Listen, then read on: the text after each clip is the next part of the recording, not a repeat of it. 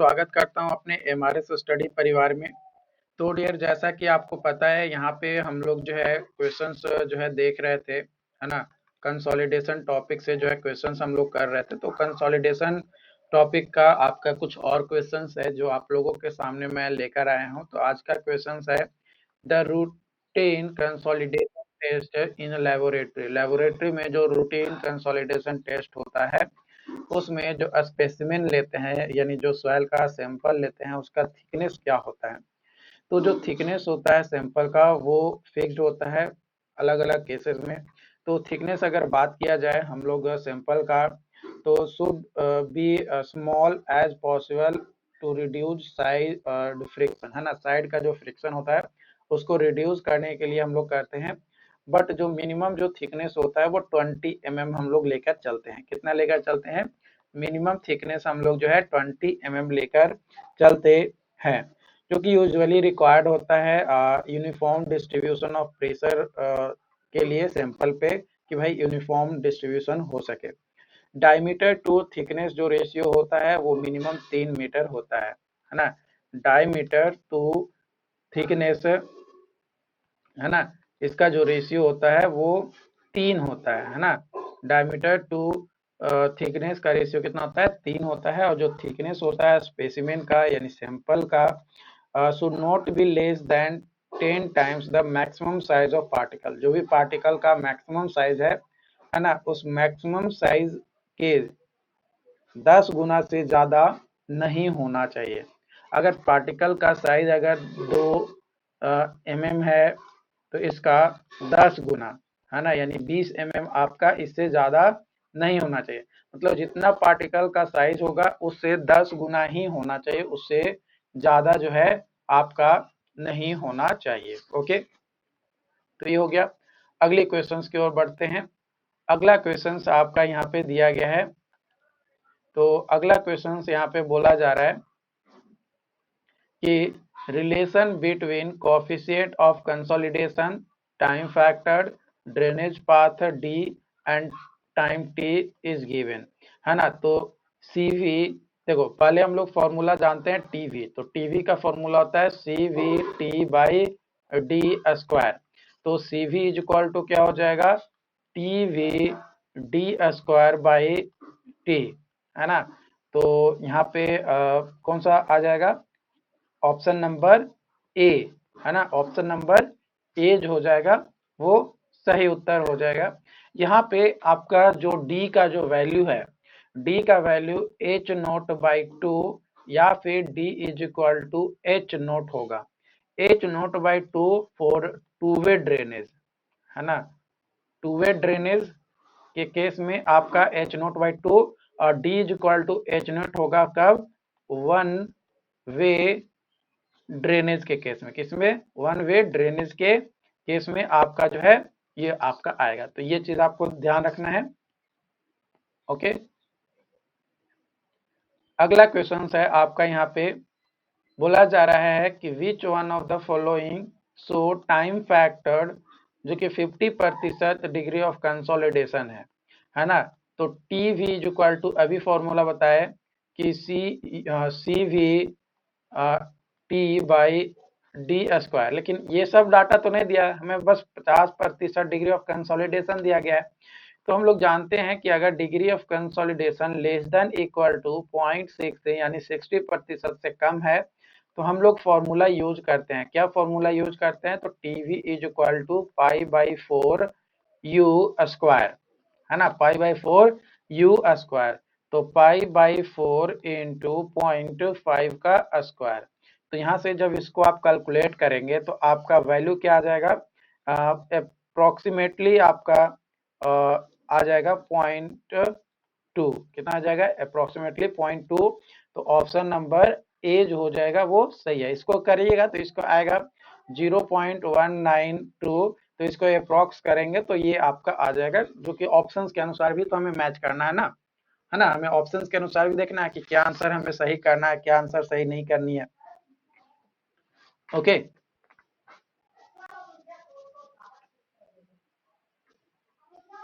अगला क्वेश्चन यहाँ पे आपका दिया गया है। क्वेश्चन है कि pore water pressure in soil sample of consolidometer test is, maximum कहाँ पे होता है ना।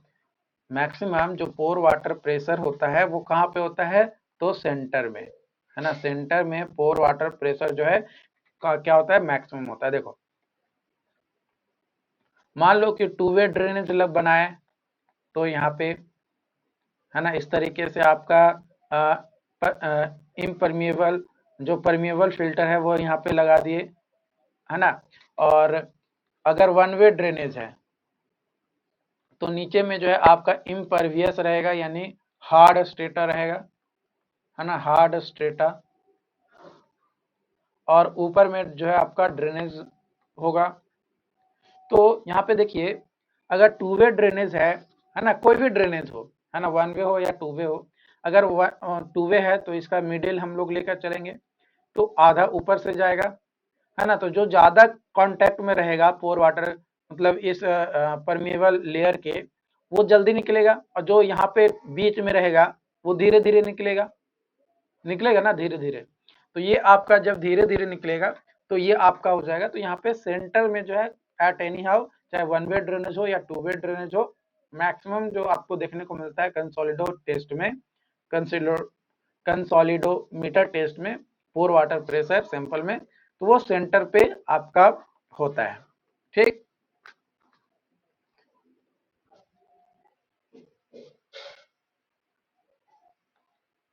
अगला क्वेश्चन आपका यहाँ पे दिया गया है कि the clay deposit of thickness 10 centimetre, thickness कितना है, तो थिकनेस है 10 centimetre, and void ratio 0.5, void ratio 0.5, undergoes settlement and now its final void ratio यानी EF जो है आपका 0.2 दिया गया है। तो जो थिकनेस होगा सेटलमेंट लेयर का वो क्या होगा, है ना, जो थिकनेस होगा सेटलमेंट लेयर का वो क्या होगा, वो यहाँ पे जो है आपको बताना है। तो देखो फॉर्मूला हम लोग भाई जानते हैं कि del H is equal to change in void ratio divided by 1 plus e गुने डेल एच, है ना, गुने एच, ये फॉर्मूला जो है हमारा होता है। तो यहाँ पे हम लोग क्या करेंगे, delta H is equal to हो जाएगा 0.5 माइनस 0.2 डिवाइडेड बाई 1 प्लस 0.5 गुने एच, एच कितना है तो 10 सेंटीमीटर, तो 10 हम लोग कर देंगे। तो यहाँ से कैलकुलेट करेंगे तो आपका ये आ जाएगा 0.3 डिवाइडेड बाई 1.5 गुने 10, तो ये यहाँ से यहाँ कट जाएगा, तो ये आ जाएगा 15, 5 और ये आ जाएगा 2, यानी 2 सेंटीमीटर आपका आ जाएगा। तो ऑप्शन नंबर सी जो है आपका क्या हो जाएगा, सही हो जाएगा, है ना, ऑप्शन सी जो है आपका क्या हो जाएगा, सही हो जाएगा। अगला क्वेश्चन यहाँ पे आपका है, क्वेश्चन बोल रहा है कि इन कंसोलिडेशन टेस्ट, है ना, कंसोलिडेशन टेस्ट में व्हेन लोड इज चेंज, जब लोड जो है चेंज हो जाता है फ्रॉम 50 किलो न्यूटन पर मीटर स्क्वायर से 100 किलो न्यूटन पर मीटर स्क्वायर में, तो जो वॉइड रेशियो है वो चेंज होता है 0.8 से 0.6, तो जो कोफिशिएंट ऑफ कंप्रेसिबिलिटी होगा वो क्या होगा। तो देखो भाई, coefficient of compressibility A V is equal to होता है change in void ratio divided by change in stress आपका होता है या प्रेशर होता है। ठीक है, तो यहाँ पे चेंज इन वॉइड रेशियो कितना है, तो चेंज इन वॉइड रेशियो 0.8 से 0.6 हो जा रहा है, डिवाइडेड बाय यहाँ पे ये आपका कितना है, तो 100 से 50 जाएगा, तो यहाँ पे आ जाएगा 0.2 डिवाइडेड बाई 50, है ना, 0.2 डिवाइडेड बाई 50, ये किस में आएगा, तो मीटर स्क्वायर पर किलो न्यूटन में आपका वैल्यू आएगा। तो A V is equal to हो जाएगा, यहाँ से जीरो, ये नीचे आएगा जीरो और ये कट जाएगा, तो 250, है ना, 1/250। अब 1/250 को डेसिमल में चेंज करेंगे, है ना, तो इसको जब डेसिमल में आप चेंज करेंगे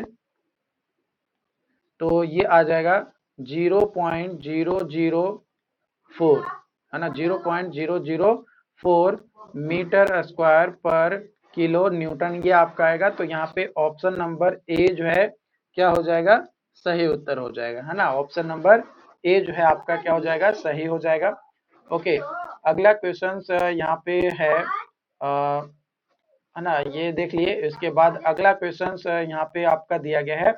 क्वेश्चन आप यहाँ पे देख सकते हो कि एक सैचुरेटेड सॉइल है, कंप्रेशन इंडेक्स जो है आपका 2.8 दिया गया है। कंप्रेशन इंडेक्स कितना दिया गया है, 2.8 दिया गया है, यानी सी का वैल्यू जो है 0.28 जो है दिया गया है। Void ratio at pressure 12 kilo newton पर मीटर स्क्वायर, वो है आपका 2.05, यानी E इज इक्वल टू आपका 2.05 आपका यहाँ पे दिया गया है। स्ट्रेस कितना दिया गया है, तो सिग्मा दिया गया है, यानी ये नोट, तो ये भी नोट लगा दो, और ये 12 दिया गया है, ठीक। एंड इम्परमिएबल एंड परमिएबिलिटी है ना, उसका परमिएबिलिटी दिया गया है, यानी के का वैल्यू जो है आपका दिया गया है 35 गुने 10 के पावर -3 mm पर second. What is the change in void ratio, void ratio में चेंजेस क्या हो रहा है, यानी डेल ई क्या होगा वो बताना है। If stress is increase to 21.6 kilo newton पर मीटर स्क्वायर, और सिग्मा फाइनल जो है ये आपका कितना हो जा रहा है, 21.6, पहले था 12, उसके बाद है 21, है ना, लगभग 2 गुना बढ़ रहा है। और यहाँ पे log 10, है ना, log 10 1.8 का वैल्यू लेना है 0.255, ये वैल्यू जो है आपको लेना है। तो भाई हम लोग जानते हैं कि सीसी का फॉर्मूला होता है change in void ratio divided bye log base 10 sigma 2 by sigma 1, है ना, ये फॉर्मूला होता है। तो यहाँ से हम लोग जो है निकाल लेंगे, तो सीसी का वैल्यू जो है 0.28 इज इक्वल टू, ये चेंज इन वॉइड रेशियो को वैसे ही रहने देते हैं।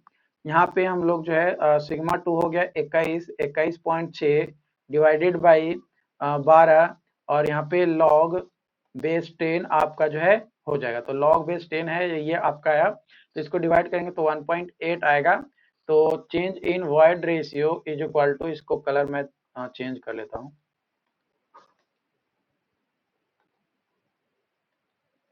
ठीक है। तो चेंज इन वॉइड रेशियो जो है यहाँ पे आपका क्या हो जाएगा, आपका हो जाएगा ये क्रॉस मल्टीप्लाई हो जाएगा, तो 0.28 गुने 0.255, ठीक। तो यहाँ पे आप कैलकुलेशन करेंगे तो आपका कितना आ जाएगा, ये आ जाएगा आपका 0.28 गुने 0.255, तो ये आ जाएगा 0.0714, ठीक है। ये आपका जो है चेंज इन वॉइड रेशियो आया। अब चेंज इन वॉइड रेशियो अगर आया तो हम लोग जानते हैं कि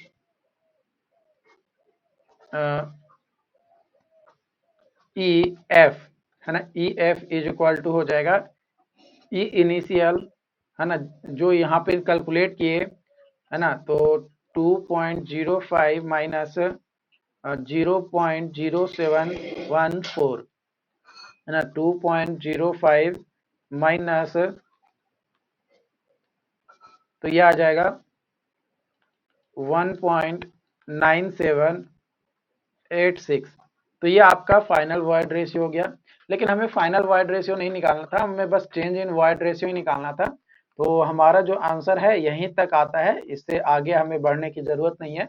लेकिन आप अगर फाइनल वॉइड रेशियो भी अगर पूछता तो भी जो है आप यहाँ पे कैलकुलेट कर सकते थे, जो कि 1.9 के आसपास यहाँ पे जो है आपका आया है ना, कितना है 9.7 के आसपास जो है यहाँ पे आपका आया है। तो इस तरीके से जो है आप यहाँ पे कैलकुलेट कर सकते हो,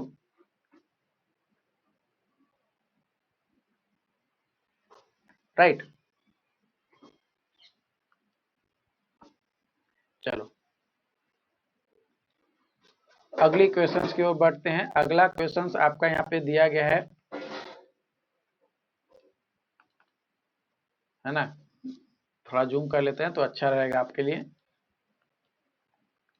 क्वेश्चन बोला जा रहा है कि सिलेक्ट द करेक्ट ऑप्शंस, है ना। करेक्ट ऑप्शंस को जो है आपको क्या करना है, सेलेक्ट करना है with regard to following two statement S1 और S2, दो स्टेटमेंट दिया गया है जो कि रिलेटेड है आपका कंसोलिडेशन इन सॉइल, है ना। सॉइल में जो कंसोलिडेशन होता है उससे रिलेटेड आपका यहाँ पे जो है दिया गया है। तो क्या होगा वो जो है हम लोग यहाँ पे देखते हैं। तो यहाँ पे पहला स्टेटमेंट बोल रहा है कि a soil is termed as normally consolidated, है ना। एक सॉइल को नॉर्मली कंसोलिडेटेड जो है हम लोग कहेंगे, कब कहेंगे, if present effective overburden pressure is less than maximum to which soil has ever been taken subjected in past, मैंने पास्ट में ज्यादा लोड लिया है और उससे कम जो है प्रेजेंट में लोड है तो उसको नॉर्मली कंसोलिडेटेड कहेंगे। तो नहीं भाई, ये गलत है। नॉर्मली कंसोलिडेटेड वो होता है पास्ट में कम लिया था लेकिन प्रेजेंट में ज्यादा ले रहा है, तो उसको जो है नॉर्मली कंसोलिडेटेड कहते हैं। तो स्टेटमेंट वन क्या है, फॉल्स है। स्टेटमेंट वन क्या है आपका, फॉल्स है। ओके। और स्टेटमेंट टू आपका दिया गया है यहाँ पे कि the larger the value of coefficient of consolidation, coefficient of consolidation का जो वैल्यू है वो लार्ज है ना। तो शॉर्ट होगा आपका it takes for full consolidation to occur, है ना। पूरा कंसोलिडेशन होने में वो क्या हो जाएगा, कम हो जाएगा। तो यहाँ पे आपका ये जो स्टेटमेंट है ये बिल्कुल सही स्टेटमेंट है ना। तो यहाँ पे कह सकते हैं कि जो पहला स्टेटमेंट है वो गलत है और दूसरा स्टेटमेंट जो है सही है। तो ऑप्शन नंबर बी जो है यहाँ पे क्या हो जाएगा, सही उत्तर हो जाएगा। तो यहाँ पे जब कंसोलिडेशन की बात आई तो आप एक और चीज ध्यान रखिएगा, OCR, ओवर कंसोलिडेशन रेशियो, है ना। ओवर कंसोलिडेशन रेशियो, तो जो ओवर कंसोलिडेशन रेशियो होता है ये आपका मैक्सिमम इफेक्टिव स्ट्रेस जो अप्लाई किया जाता है पास्ट में to the ratio of existing effective stress, है ना। जो प्रेजेंट में एग्जिस्टिंग इफेक्टिव स्ट्रेस है उसका रेशियो होता है। तो ये जो रेशियो है आपका, यहाँ पे क्वेश्चन शायद शेयर नहीं किया पाए थे क्या, कोई बात नहीं, यहाँ पे एक बार फिर से देख लीजिए।